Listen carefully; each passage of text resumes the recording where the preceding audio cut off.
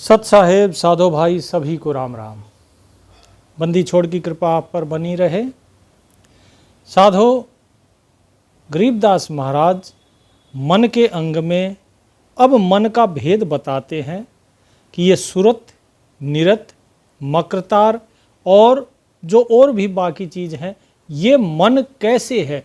क्योंकि आगे आप देखेंगे कि साहिब मन का और भेद खोलेंगे, एक एक परत मन की बता रहे हैं। क्योंकि जब तक इस मन को नहीं जानोगे तब तक बात बनेगी नहीं। आपको याद होगा शुरू में जब हम सत्संग करते थे तो हमने 2-3 प्रश्न पूछे थे, क्योंकि सारा जो आपका मुक्ति का रास्ता है उन्हीं प्रश्नों के इर्द गिर्द घूमता है। आप कौन हो, मुक्ति किसकी होनी है, मुक्ति किससे होनी है और मुक्ति प्राप्त करके कहाँ जाना है। ये सारा भेद जो है इस मन के अंदर ही छुपा हुआ है। क्योंकि जैसे कि हम तब भी बताते थे कि आत्मा तो शुद्ध चैतन्य है, नित्य है, वो तो जन्म मरण में कभी आती ही नहीं। तो मुक्ति किसकी होगी, मुक्ति होती है मन की। अब मन की मुक्ति कैसे होगी वो भेद समझना भी बहुत जरूरी है। मन बंधन में कैसे है वो भी समझना जरूरी है। तो ये सारी चीज़ें जो है इस मन के साथ ही लगी हुई है। क्योंकि मन के चलने से ही तो आप चलते हो। आप अपने अंदर अगर किसी को जानते हो तो सिर्फ आपका मन है, वो मन ही विचार करता है, मन के कारण ही आप सब कर रहे हो। इसीलिए इस मन के भेद को जो आगे बंदी छोड़ गरीबदास महाराज बताएंगे उसको समझना बहुत जरूरी है। तो आइए देखते हैं क्या कहते हैं। साहेब कहते हैं कि गरीब, ये हम आगे आ गए हैं, पीछे चलते हैं। हाँ, यहाँ से देखिए क्या कहते हैं। गरीब मन का मार्ग बंक है, मन का मार्ग सीध, मन सिंहासन चढ़ गया, मन महली मन बीध। गरीब मन ही माला फेरता, मन ही करता स्नान, मन ही पूजा आरती, मन ही धरता ध्यान। गरीब मन ही दामन गिर है, मन ही है सिरताज, मन ही काजी गेरता, मन ही सारे काज। ठीक है जी।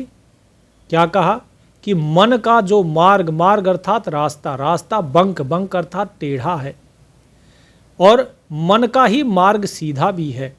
अर्थात सीधे रास्ते पे चलने वाला भी मन है और टेढ़े पे भी चलने वाला मन है। तो ये जितनी चीज़ें हैं ये सब कौन कर रहा है, मन कर रहा है। यही मन सिंहासन पर चढ़ जाता है, यही मन महलों में रहता है, महली हो जाता है, और यही मन व्याध होकर जंगलों में बीद अर्थात जो व्याध होता है वो बनता है। मन ही माला फेरता, ये जितने सुमरन भजन जो माला लेकर बैठते हैं वो माला कौन रखवाता है, कहाँ से आ गई माला, मन का किया धरा है सब। फिर ये मन क्या करता है, स्नान करेगा, पूजा करेगा, आरती करेगा, ध्यान धरेगा, ये सारे काम मन के हैं। तो क्या ये सब नहीं करना चाहिए? जो मन सही चीज़ें बताता है वो करना चाहिए और जो गलत बताता है वो नहीं करना चाहिए। मन ही दामन गिर है, मन ही है सिरताज। ये मन ही जो है दामन पकड़े बैठा है और ये मन ही सरताज बनकर बैठा है। ये मन ही काजी गेरता, काजी क्या होता है कि दूध के अंदर खटाई पड़ जाती है तो दूध नहीं रहता, फिर वो उसे फाड़ देती है और घी का नाश हो जाता है। जैसे नींबू डाल दो दूध के अंदर, दूध फट जाएगा, नींबू का रस डाल दिया तो इसको फाड़ने वाला, वो भी कांजी डालने वाला, यानी कि बिगाड़ करने वाला, काम बिगाड़ने वाला वो भी मन है, और मन ही सारे काज, सारे कामों को सुधारने वाला वो भी मन है। गरीब मन मर्दाना हो रहा, मन कायर कंगाल, मन ही साहूकार है, मन ही संचय माल। गरीब आदि अंत अनहद रहते, जोग जुगत उर्मा है, भजन बंदगी भजन गरीबी बंदगी, जिनकी मैं बल जाए। कि मर्दाना यानी कि सूरवीर वो भी मन बन रहा है, कायर भी मन है, कंगाल भी मन है, साहूकार भी मन है, और सभी धन को, माल को संचय यानी इकट्ठा करने वाला भी मन है। आपका मन ही तो कराता है कि भाई जितना माल खजाना हो सकता है जोड़ लो, धन जोड़ लो, प्रॉपर्टी जोड़ लो, सब मन है, और मन के चलाए ही सारा जगत चल रहा है। आदि अंत अनहद रतय, आदि से लेके अंत तक, अनहद तक रतने वाला, रमने वाला, और जोग जुगत उर्माही, ठीक, जोग जुगत उर्माही, भजन गरीबी बंदगी जिनकी मैं बल जाही। भेद समझिए इस साखी का। बाकी तो चलो ठीक है, मन के बारे में बता दिया, लेकिन इस साखी का भेद बताइए। तो साहिब क्या कहते हैं? आदि यानी जन्म, अंत यानी मृत्यु। जन्म से लेकर मृत्यु तक, आदि से लेकर अंत तक जिसका मन अनहद को रचता है, यानी उस अनहद में रमा हुआ है। अनहद कौन है? वो परमात्मा, उसके अंदर रमा हुआ है। कैसे रमा हुआ है? कि जोग जुगति उर्माही। जोग अर्थात ये वो योग नहीं है जो बैठ के साधना करते हैं ना। योग का मतलब होता है जुड़ना, अर्थात जुड़ना किसी के साथ, परमात्मा के साथ जुड़ना, उसे कहते हैं आत्मा परमात्मा के मिलन को योग। और जुगति यानी कि युक्ति, कि उस परमात्मा से मिलने की जो युक्ति है, जिसके हृदय में, उर माने हृदय, माही माने अंदर, जिसके हृदय के अंदर परमात्मा से मिलने की युक्ति है, और जो आदि से लेकर अंत तक उस परमात्मा का ही सुमरन कर रहा है, उसी में रमा हुआ है। और क्या करता है? भजन, भजन जो करता है उस मालिक का। गरीबी, गरीबी अर्थात दास भाव। एक होता है अमीरी, साहूकारी, आदमी अकड़ के चलता है, मैं तो बड़ा धनी हूँ। और एक होता है गरीब, गरीब बेचारा हाथ जोड़ के रहता है नम्रता से। तो इस प्रकार गरीबी, नम्रता होनी चाहिए। और बंदगी, परमात्मा की बंदगी करनी चाहिए। साहेब कहते हैं जो इस प्रकार के भाव में रहता है, जिनकी मैं बल जाही, ऐसे जीवों पर मैं बलिहार जाता हूँ। क्योंकि ऐसे ही केवल उस परमात्मा के निकट जा सकते हैं। क्या कहते हैं? गृभ आदि अंत निर्बंध है, निर्वाणी से नेह, जिनका मन कहो क्या करे, धारे अंग न देह। गृभ आदि अंत निर्बंध है, निर्वाणी से प्रीत, जिनका मन कहो क्या करे, हो गए शब्द अतीत। गृभ आदि अंत निर्बंध है, निर्वाणी से हेत, जिनका मन कहो क्या करे, जो छाड़त नहीं खेत। ठीक है जी, ध्यान से समझिएगा इन साखियों को। 3 साखियां हैं, एक पहले बता दी, ये 4 साखी। बाकी सब बाद में नहीं भी इतना ध्यान देंगे चलेंगे, लेकिन इस पर ध्यान दीजिए। साहिब कहते हैं कि आदि से लेकर अंत तक निर्बंध है, बंधनों से परे है। जो परमात्मा बंधनों से परे है, जो सबका आदि है, जो सबका अंत है, ठीक है, और जो निर्वाणी है, अर्थात जो निर्वाण पद को देने वाला है, जो स्वयं निर्वाणी है, जो स्वयं मुक्त है, उससे प्रेम करो। नेह, नेह अर्थात स्नेह, उससे प्रेम करो। यदि उससे प्रेम किया तो क्या कहा? जिनका मन कहो क्या करे, धारे अंग न देह। उनका मन बताओ क्या करेगा? कुछ नहीं कर पाएगा उनका। यदि आप उससे प्रेम करना शुरू कर दोगे तो मन भी पीछे पीछे आ ही जाएगा। मन सारे संकल्प विकल्प छोड़कर और पीछे पीछे आएगा। और उसके बाद क्या कहा कि यदि ऐसा हुआ, उससे प्रेम हुआ, तो धारय अंग न देह, फिर आपको इस जगत में कोई अंग, कोई देह धारण नहीं करनी पड़ेगी। फिर क्या कहते हैं कि आदि अंत निर्बंध है, भाव पहले ही बता दिया इसका ऊपर। निर्वाणी से प्रीत, ये भी वही है, नेह और प्रीति एक ही भाव है। जिनका मन कहो क्या करे, जो हो गए शब्द अतीत। ये कहा गया है कि यदि उस शब्द के अंदर आपका प्रेम है, उस परमात्मा में प्रेम है, ठीक है, तो आप क्या हो जाते हो? शब्द अतीत हो जाते हो। शब्दातीत, शब्द से परे हो जाते हो। ठीक है जी। उसके बाद क्या कहा, शब्दातीत। शब्द किसको बोला जाता है, जिसका बयान किया जा सके शब्दों में। और दूसरा क्या है, शब्दातीत क्या होता है कि शब्द से जो परे है, जिसका शब्दों में बयान नहीं किया जा सकता। आगे क्या कहा, निर्वाणी से हेत। हेत का अर्थात भी प्रेम ही होता है। जो छाड़त नहीं खेत, जिनका मन कहो क्या करे, जो छाड़त नहीं खेत। यदि आपका मन वश में नहीं है, साहिब कहते हैं कि उनका मन कुछ नहीं कर सकता जो निरंतर उस खेत में। खेत क्या होता है, खेत होती है यहाँ पर जैसे कुरुक्षेत्र होता है ना, वो भूमि जो आपकी कर्म भूमि है, उस कर्म भूमि को बोला जाता है खेत। जिस प्रकार किसान की कर्म भूमि क्या है, उसका खेत होता है, वहाँ पर वो फसल उगाता है, काटता है, सब कुछ करता है। इसी प्रकार आपकी भूमि जो है कर्म भूमि, उसे कहा गया है यहाँ खेत। तो इस भेद को समझिए। यहाँ पर आपको अगर उस परमात्मा से प्रेम हो गया, यहाँ पर क्या बताया, एक ही चीज बताई है, केवल एक, नेह हो, प्रीति हो या फिर हेत हो, सबका एक ही अर्थ है प्रेम। यानी कि उस परमात्मा से प्रेम हो गया, अगर प्रेम भाव आपके हृदय में है, तो फिर आपका मन कुछ नहीं कर सकता, आपका मन विवश हो जाता है उस परमात्मा के प्रति आसक्त होने में, उस परमात्मा की बंदगी करने में। और उसके बाद जब आप परमात्मा की बंदगी करते हो, मन साथ में लग गया, तो ना तो आपको देह धारण करनी पड़ती, आप शब्दातीत हो जाते हो। बस आपको जो है अपनी कर्म भूमि छोड़नी नहीं, यानी भक्ति भजन बंदगी वो छोड़नी नहीं। छाड़त ना ही खेत, ये केवल वही स्थिति, ये स्थिति वही प्राप्त कर सकते हैं जो इस खेत को छोड़ेंगे नहीं, अर्थात अपनी कर्म भूमि, अपने सुमरन भजन को जो छोड़ेंगे नहीं। फिर क्या कहते हैं आगे, थोड़ा और गहराई में बताते हैं। ग्रीव सिकल विकल व्यापै नहीं, जो चाहे सो होय, सिर के साटे बंदगी, मेला निर्गुण हो लोय।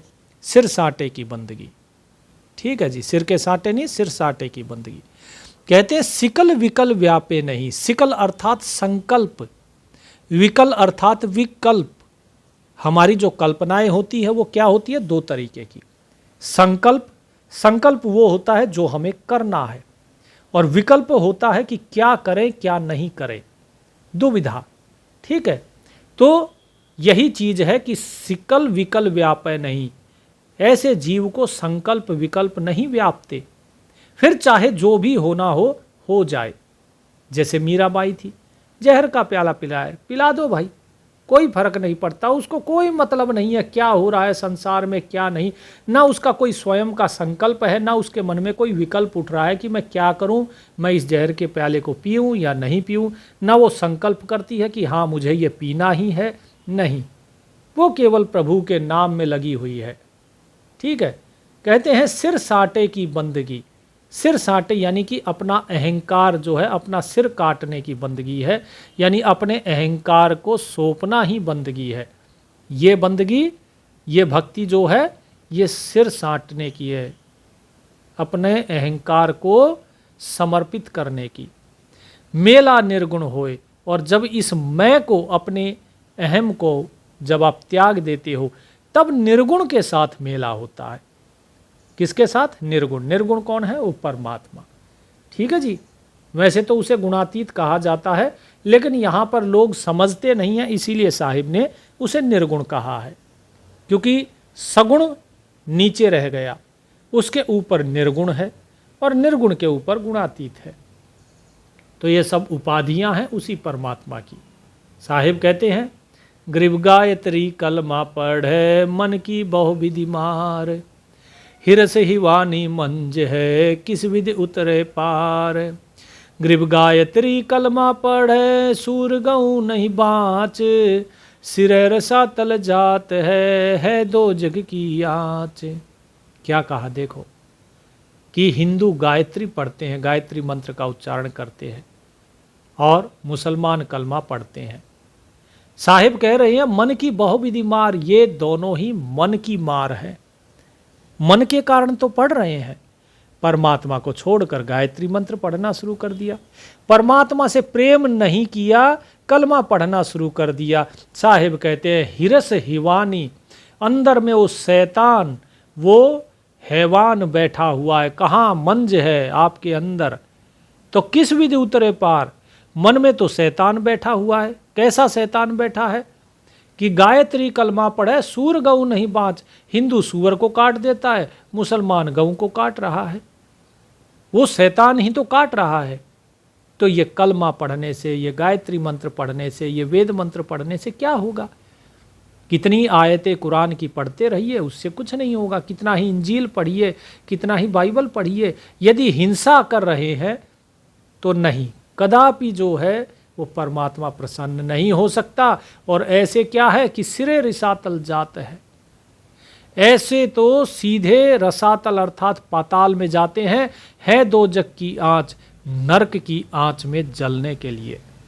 उनको सिवाय उस नरक की आँच के और कुछ भी नहीं मिलेगा। तो क्या कहते हैं, ये सब क्या है, ये सब मन का खेल है, मन की मारी हुई मार है ये, और इसी मार में सारा जगत भरमा हुआ है।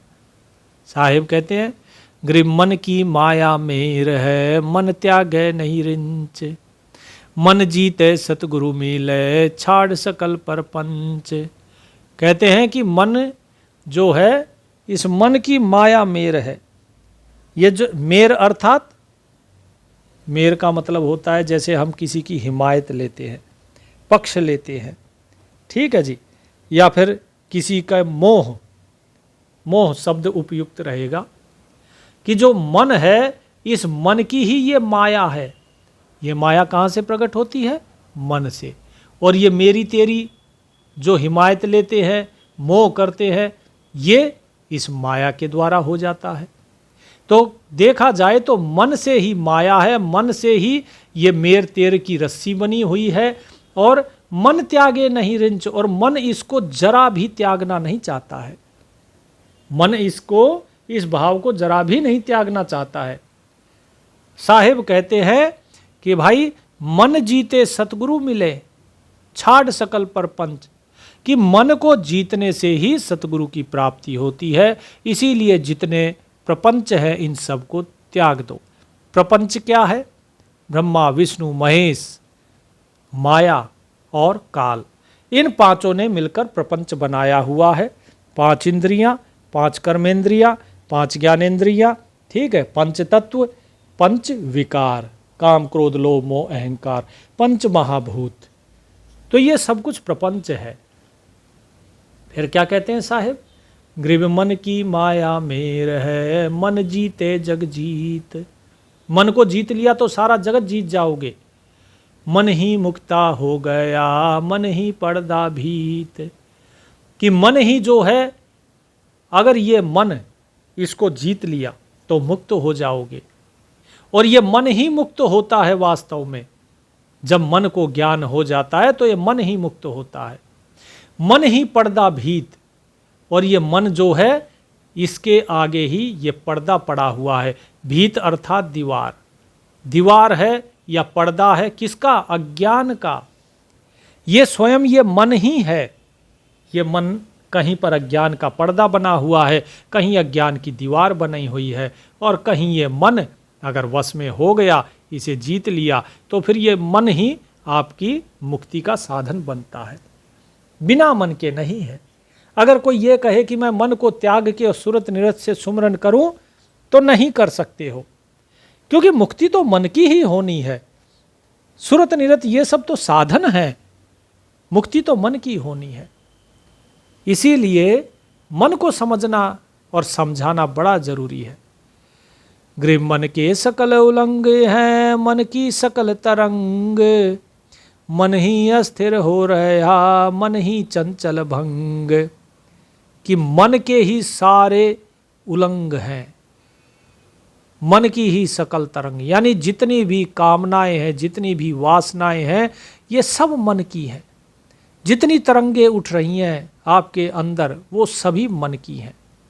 ये मन ही जो है, ये स्थिर भी हो जाता है। यहाँ साहिब लिखते अस्थिर, अस्थिर नहीं, इसका भाव स्थिर है, लेकिन उस समय की जो भाषा थी ना उसमें अस्थिर लिखा जाता था। आज की भाषा में अस्थिर का मतलब होता है डावाडोल, तो यहाँ पे स्थिर का मतलब, अस्थिर का मतलब है स्थिर, यानी ये मन ही स्थिर भी हो रहा है और ये मन ही चंचल भी हो जाता है। ठीक है, यही मन भंग भी हो जाता है। अब साहिब क्या कहते हैं, ग्रीवियो मन महंगे मोल का। अब देखो मन को बड़ा महंगा बता दिया कि ये मन बहुत ज़्यादा महंगा है। क्यों महंगा है? क्योंकि ये मन मुक्ति का साधन है भाई। मन से ही मुक्ति होगी और मन की ही मुक्ति होगी, मुक्त मन के द्वारा ही हुआ जाएगा। और ये मन क्या है? ये मन काल का प्रतिनिधि है। वो काल स्वयं मन के रूप में बैठा हुआ है। यही तो खेल है इस जगत का, यही तो संसार का सबसे बड़ा खेल है, रिडेम्पशन एंड डिसेप्शन। और यही जो है खेल आपको सुलझाना है। तो क्या कहा, ग्रीवियो मन महंगे मोल का, कोड़ी नाल बिकाए। कोड़ियों के भाव बिक रहा है। बिन सतगुरु नहीं सूझता, ऐनक अर्स लगाए। सतगुरु के बिना इसे ज्ञान नहीं होगा, सूझेगा नहीं कुछ। क्या? ऐनक अर्स लगाए। अर्स मतलब ऊपर। ये मन कहाँ जा रहा है? ये मन नीचे की तरफ बहता है, नरक की तरफ जा रहा है, बुराई की तरफ।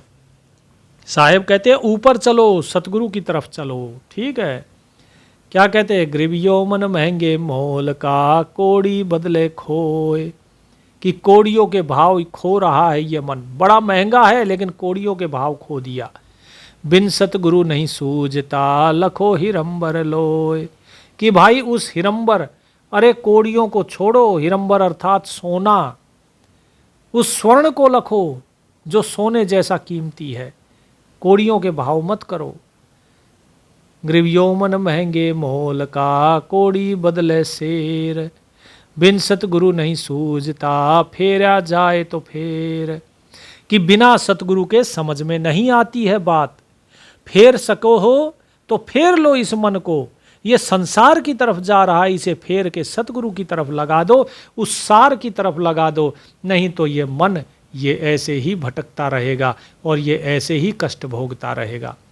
ग्रीवियो मन महंगे मोल का, कोड़ी बदले हीर। कि देखो हीरा जो था वो कोड़ी के रूप में बदल गया, इतना महंगा था ये मन। लेकिन क्या कहा, बिन सतगुरु नहीं सूझता, दुर्कुटन बेपीर। कि ये कैसा हो गया, दुर्जन हो चुका है, बेपीर हो चुका है, ये कुटन हो चुका है, दुष्ट हो चुका है। ये दूसरे की पीड़ा को नहीं समझता, इसलिए इसे कहा बेपीर। क्योंकि बिना सतगुरु के ये चीज़ें समझ में नहीं आती है। सतगुरु तो किया नहीं तो पीर कहाँ से पता लगेगी। साहिब कहते हैं आगे, ग्रीवियो मन महंगे मोल का, ऐसा सोंगा कीन। घर घर हाट बिकात है, सतगुरु साहिब चीन। ग्रीवियो मन महंगे मोल का, कित आया कित जाए। बिन सतगुरु नहीं सूझता, उल्टा सिंध समाए। साहिब कहते हैं ये इतना महंगा था, ऐसा सोहंगा कीन। महंगे से सोहंगा होना चाहिए था, और भी ज़्यादा कीमती होना चाहिए था। लेकिन ये तो घर घर में, हाट बाजार में बिकता रहता है। कौन सा बाजार? इस माया का बाजार। ये बिक जाता है, अपनी श्वासें इस संसार की कामनाओं वासनाओं में व्यर्थ गवा रहा है। हो सकता है तो सतगुरु को, उस साहिब को चीन्हो, उसे जानो। इस संसार को क्या जानना, ये तो संसार पर पल बदलता रहता है। उल्टा सिंध समाए, हो सकता है तो इस बूंद रूपी मन को वापस से उस समुद्र में समा लो। बिन सतगुरु नहीं सूझता, लेकिन बिना सतगुरु के ये ज्ञान प्राप्त नहीं होता है। ग्रीवियो मन महंगे मोल का, कितसे आया देख।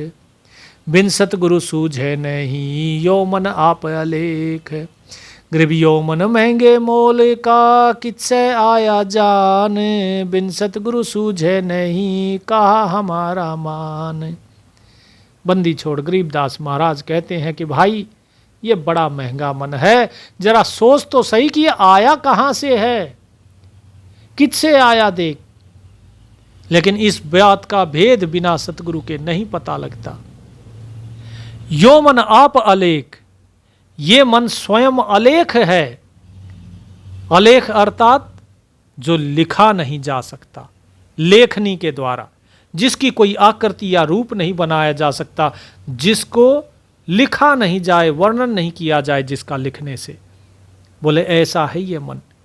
लेकिन सतगुरु के बिना जानोगे कैसे? बिना सतगुरु के तो समझ में आती नहीं बात। बिन सतगुरु सूझे नहीं कहा हमारा मान, कि हमारा मानो भाई, जो हम कह रहे हैं कहना, बिना सतगुरु के ये बात कभी समझ में नहीं आएगी कि ये मन कहाँ से आया है और कहाँ जाएगा। तो इसीलिए क्या कहा कि भाई सतगुरु की शरण लो। गुरु की महानता भी बता दी यहां पर, और मन के बारे में भी बता दिया कि ये मन स्वयं आप अलेख है। आगे क्या कहा? यो मन हंस हिरंबरी, कुत्ता कहिए काग, यो मन खर खारिज भया, यो मन ले बैराग।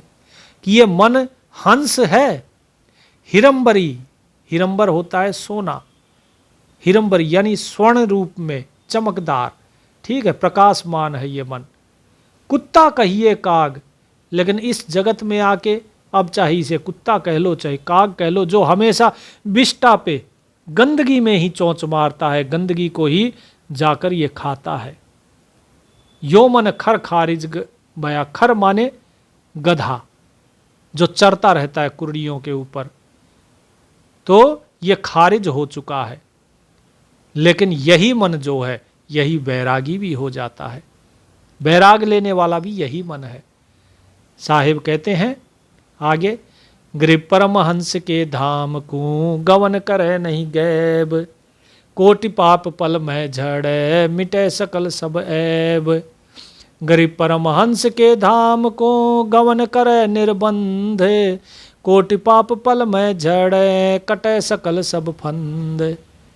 क्या बताया साहिब ने कि भाई परमहंस के धाम हो को, कि उस परमात्मा, परमहंस कौन है? परमात्मा, कि उसके धाम को गवन करे नहीं गैब। ये संसार उसकी तरफ नहीं चलता, उसके धाम की तरफ नहीं चलता है। अगर उसकी तरफ चले तो कोटि पाप पल में झड़े, एक पल में इसके करोड़ों करोड़ों पाप झड़ जाएंगे। मिटे सकल सब ऐब, और इस जगत के सारे ऐब जो इसकी बुराइयां हैं वो सब मिट जाएंगी। लेकिन ये परमात्मा की तरफ चलता नहीं है। परमहंस के धाम को गवन करे निर्बंध, परमहंस के धाम की तरफ यदि कोई गमन करेगा तो वो निर्बंध हो जाता है, बंधन से मुक्त हो जाता है। कोटि पाप पल में झड़े कटे सकल सब फंद, सारे पाप झड़ जाएंगे और कटे सकल सब फंद, सारे बंधन कट जाएंगे, सारे फंद कट जाएंगे। इसीलिए कहा कि ये निर्बंध हो जाता है, सारे बंधनों से मुक्त। फिर अब आगे क्या कहते हैं, ध्यान से समझिए। अब मन को क्या बताया, अब ये कैसे बताया, क्यों बताया, उसका भेद थोड़ा ध्यान से समझिएगा, नहीं तो फिर दुविधा में, भ्रम में पड़ जाओगे। क्योंकि ऐसी ही वाणी में अक्सर जीव जो है दुविधा में पड़ जाता है। गृह मन ही अंचर धाम है, मन ही मकरतार, मन ही सुरत निरत भया, मन ही वार रूपार। गृह मन ही आवत जात है, मन ही श्वासा सिंध, मन मुक्ता महबूब है, मन ही परया फंद। ठीक है जी। अब देखो क्या कहा साहिब ने कि मन ही अंचर धाम है। पहले तो अंचर धाम समझिए क्या है। अंचर माने, छर माने जिसका नाश हो जाए, अंचर माने जिसका नाश नहीं हो, धाम माने लोक। तो जिसका नाश नहीं हो ऐसा लोक कौन सा है? सतलोक। तो उस सतलोक को क्या कहा कि ये मन ही वो सतलोक है, मन ही वो सतलोक है, क्योंकि ये कल्पना करता है उसकी। और मन ही मक्रतार, कि जब वो जो मक्रतार की डोरी है, उस मक्रतार से जब सूरत ऊपर चढ़ती है और ये मन उस मक्रतार के साथ मिल जाता है तो ये मन मक्रतार हो जाता है। मन ही सुरत निरत भया। अब ये सुरत निरत मन कैसे है? मन ऐसे सुरत निरत है कि सुरत क्या काम करती है? सुरत होती है जो लगातार साहिब के नाम में लगी रहती है, ठीक है, अच्छी प्रकार से जब लग जाती है। तो सुरत का काम क्या है? सुरत का काम है सुनना, और निरत का काम है देखना।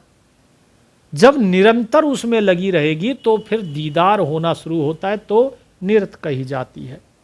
जब निरंतरता बन जाती है, जैसे आप इस संसार को देख रहे हो, जब आप नींद से उठते हो आप इस संसार को नहीं देख रहे हो, तब तक आपकी सुरत लगी है, और जैसे ही आपको इस संसार का अनुभव हो जाता है तब आपकी निरत लग जाती है, सुरत निरत दोनों लग जाती हैं। तो यहाँ पे मन सुरत निरत कैसे हो गया, इस भेद को अब, कि मन सुरत निरत कैसे हो जाता है? मन ऐसे हो जाता है कि जिस प्रकार से आपके कान हैं, अब ये मैं लगाए हुआ हूँ, है कि नहीं, इससे जो है सुनाई देता है। ये जो है, मान लो जो बहुत से लोग हैं जिनको सुनाई नहीं देता, तो वो क्या लगाते हैं? वो एक ईयरबड लगाते हैं। वो ईयरबड जो है, जो कान की मशीन होती है, कान की मशीन को थोड़ी ना पता है कि वो सुनती है कि नहीं सुनती है, कान की मशीन को नहीं पता है, लेकिन हमें पता है कि वो मशीन सुनती है। सुनता कौन है? वास्तव में हम सुनते हैं उस मशीन के द्वारा। वो मशीन हो गई माध्यम, ठीक है जी। अब इसे थोड़ी ना पता है कि ये बजता है कि नहीं बजता है, ये तो एक मशीन है, जड़ है। तो किसे पता है? इस शरीर को पता है कि हाँ भाई ये कान में लगा है तो आवाज आती है, तो सुनता है। अब ये चश्मा है, ये चश्मा जो है, इस चश्मे को नहीं पता कि ये देखता है कि नहीं देखता है, लेकिन जो लगाता है इसे वो जानता है कि हाँ भाई इस चश्मे से दिखाई देता है। और देखने वाला कौन है? मैं हूं ना देखने वाला। जीव देखता है इसके चश्मों के माध्यम से। इसी प्रकार आँख के माध्यम से भी जीव देखता है, आँखें नहीं जानती को देखती हैं। ठीक इसी प्रकार जो सुरत है, सुरत एक माध्यम है जिसके माध्यम से ये मन ही जो है सब कुछ सुनता है। अंदर का जो अनहद ध्वनि आ रही है उसे सुनता है, उस सार शब्द को सुनता है। और जो निरत है, उस निरत के माध्यम से ये मन ही जो है उसे देखता है, उस सार शब्द को देखता है। कौन देख रहा है? मन। जब आप सपने में होते हो, सपने को कौन देखता है? आपका मन। उस सपने के शरीर के माध्यम से इस संसार का अनुभव कौन कर रहा है? मन। कौन कर रहा है? मन, इस शरीर के माध्यम से। ठीक इसी प्रकार जो आपकी सुरत निरत है, उसके माध्यम से वो आगे की जो इस शरीर से परे की जो चीज है उसे देखता है, उसे सुनता है। तो इसीलिए कहा गया कि वो मन सुरत हो गया, वो मन ही निरत हो गया। और ये मन ही क्या कहा? मन ही वार और पार, कि मन ही इधर वार और मन ही पार। यानी कि इस भव सागर में डूबने वाला भी मन है और भव सागर से पार होने वाला भी मन है, क्योंकि मन के कारण ही सब कुछ होता है। इसीलिए साहिब ने कहा ना, मन के हारे हार है, मन के जीते जीत। ठीक है जी। तो मन से जीतो तो जीत जाओगे, और मन के प्रति समर्पित हो गए, हार गए तो हार जाओगे, भवसागर में पड़े रह जाओगे। ठीक है, चलिए आगे। साहेब कहते हैं कि मन ही आवत जात है, मन ही श्वासा सिंध, मन मुक्ता महबूब है, मन ही पर या फंद। कि मुक्त होने वाला महबूब भी ये मन है, और बंधन में पड़ने वाला भी कौन है? ये मन ही है। अगर आपने हंस परमहंस की कथा सुनी हो, जो कि ये दास 2 बार बता चुका है, आगे भी आएगी तो फिर से बताएंगे, उसके अंदर ये बताया गया है कि जो तत्व है वो कौन है? मन भी है, काल है, आत्मा है, ठीक है, जीव है, ये सब कुछ वही तत्व ही है। तो इसलिए पार होने वाला और फंद अर्थात बंधन में पड़ने वाला सब मन है। ये मन ही श्वासा सिंध, श्वासों के समुद्र में ये मन ही है। क्योंकि मन जब विश्वास करता है इन श्वासों पे सुमिरन करता है, श्वासों के साथ एक होता है, तो ये मन ही होता है। आने जाने वाला यानी कि जो आवागमन में, जन्म मृत्यु में जो शरीर धारण कर रहा है वो कौन है? मन है, और कोई नहीं है। अब आगे क्या कहते हैं? मन ही मार्ग में खड़ा, मन ही नीचल धाम, मन संसारी मैं रमा, यो त्रिगुण मन काम, गृहशील संतोष विवेक को मन ही धर चलाए, मन ही अस्थिर हो रहा, मन ही ज्ञान सुनाए, गृह जेती मन की वासना, येती मन की लार, पूरा सतगुरु जो मिले, सब गुण गेर जार। कि भाई मार्ग में जो खड़ा हुआ है वो भी मन है, और जो निश्चल अपने धाम में पहुंच गया वो भी मन है, क्योंकि सब कुछ होना तो मन का ही है। मन ही इस संसार में रमा हुआ है, और मन ही त्रिगुण मन काम। कि ये जो तीनों गुण हैं, कौन कौन से? रजोगुण, तमोगुण, सतोगुण, इन सब के अंदर ये मन ही लगा हुआ है। शील, संतोष, विवेक, इन तीनों के द्वारा मन ही धरे चलाए। ठीक है, मन ही जो है इनका इस्तेमाल करता है, शील का, संतोष का, विवेक का, मन के लिए ही है।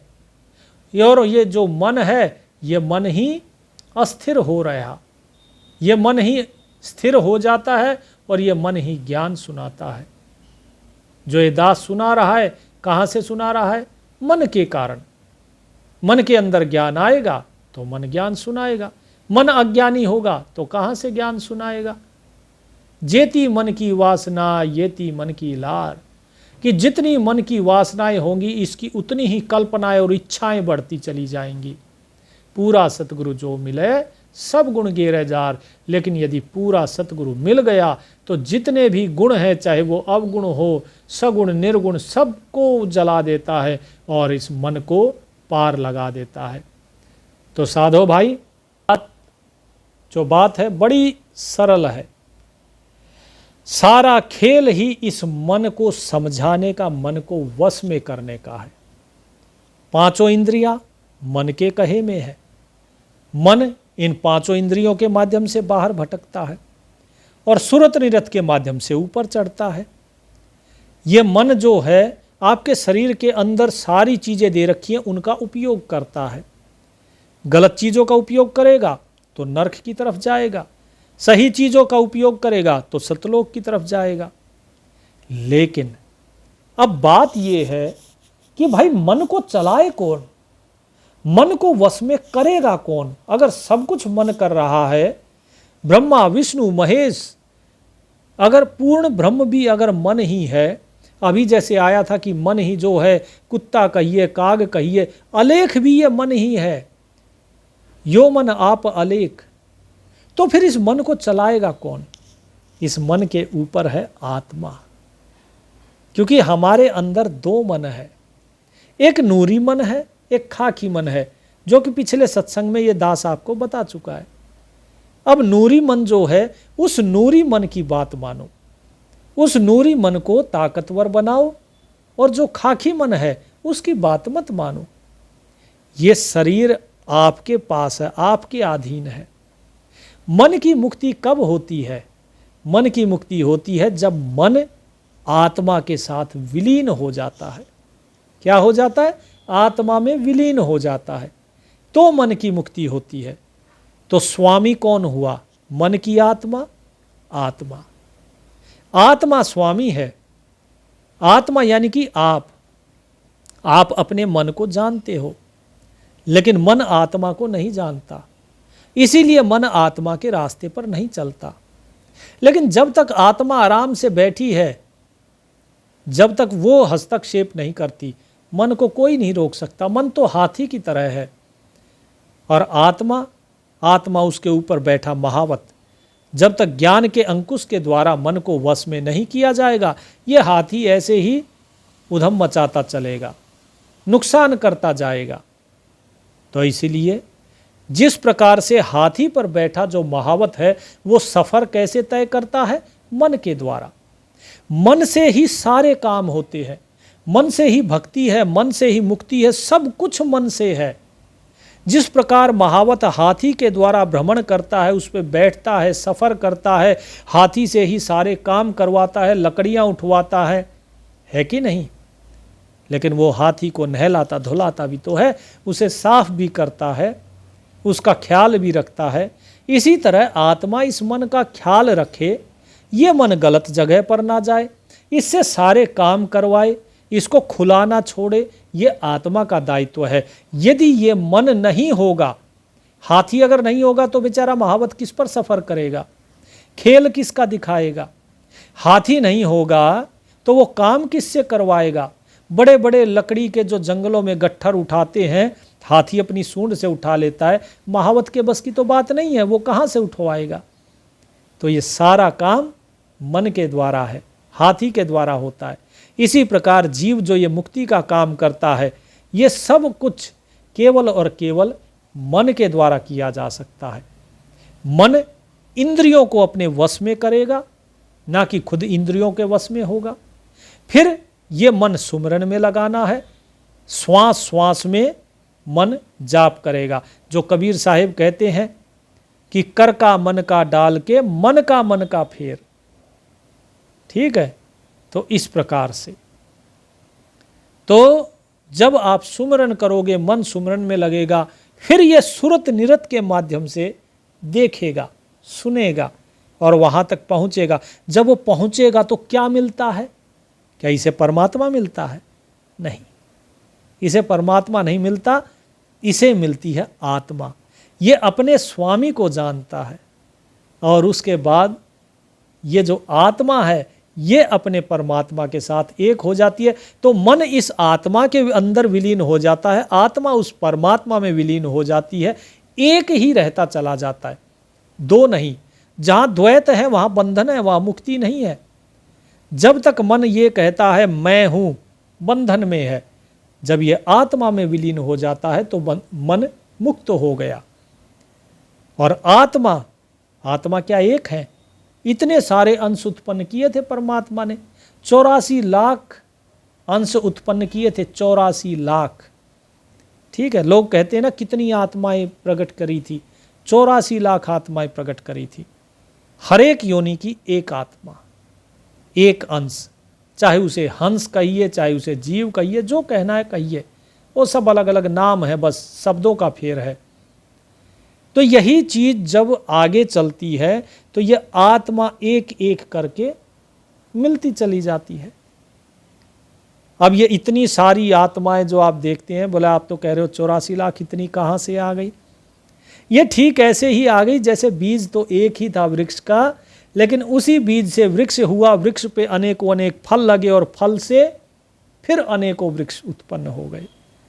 ठीक इसी प्रकार और कुछ नहीं है, सब कुछ कल्पना है। इच्छा कीन अंश उपजाए, अंशन देख हरस बहु पाए। कि इच्छा के द्वारा ये अंशों की उत्पत्ति हुई, यानी सब कुछ ये जो चल रहा है सब हमारी इच्छा, कल्पना, संकल्प, विकल्प इन्हीं से है और कुछ नहीं। जिस दिन संकल्प विकल्प शांत हो गए, मन शांत हो गया, तो जब इच्छा ही नहीं रही तो संसार भी नहीं रहेगा, सब शांत हो जाएगा, कुछ भी नहीं रहेगा। तब आप अपने शाश्वत स्वरूप को प्राप्त कर जाओगे। यही है भेद।